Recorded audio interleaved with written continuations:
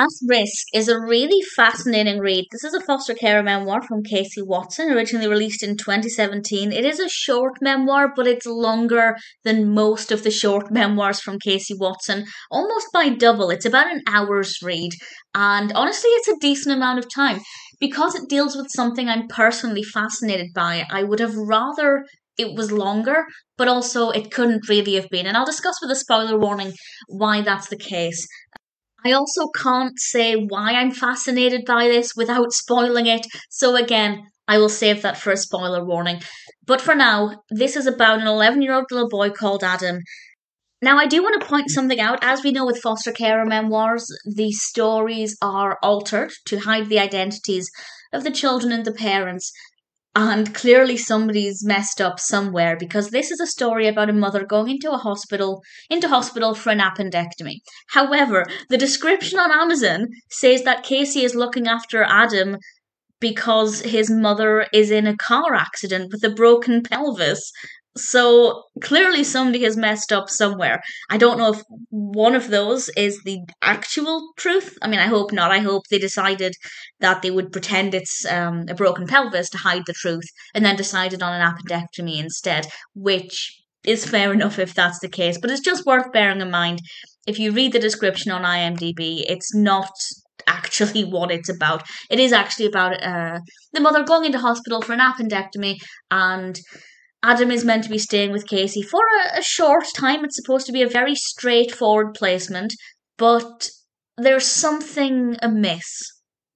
And Casey's concerned about things she's hearing about Adam that don't match up with what she's seeing. And at the moment, I won't explain any more than that. But I have to say, I really enjoyed it. It was really fascinating. I was questioning the things that Casey was questioning, and I wanted to know what was going on. I had a brief inkling, and I will say my inkling was correct.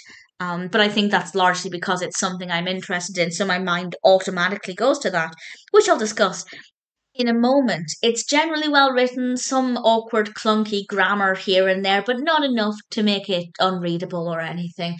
And ultimately, it was pretty compelling. And yeah, I would have liked it to have been longer, but at the same time, it fits its purpose.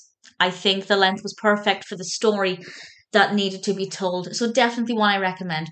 So spoilers from now, I'll discuss exactly what it's about and also why it's quite short and we don't get not that much more information at the end. So spoilers from now. It turns out, as I suspected, that Adam is actually a victim of Munchausen's by proxy. And there are two reasons why I kind of initially started to think this way. The first is the way the mother was behaving in the hospital. And the second is the fact that Adam was often sickly without any real reason or explanation. And alarm bells, of course, started to ring. And what I will say is it did feel quite rushed once Casey realised what was going on or suspected. The way she finds out is, well, I won't explain it completely, I won't spoil it, but I think it was a stroke of luck that she found out the way she did. Otherwise, who knows how long it could have gone on for. But things moved very quickly after that, as one would expect. But that does mean that it felt quite rushed.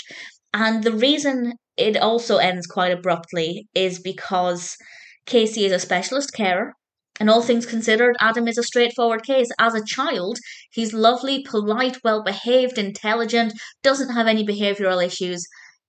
As far as social services are concerned, it's a waste of resources for him to stay with Casey because there are many mainstream carers who are able to look after a child with Adam's needs, whereas there are a lot fewer who have Casey's training and they need to free up that space for a child with more demanding needs. So I completely understand why things wrapped up quite quickly, though we do have an epilogue with a little bit more information just to make it seem less abrupt.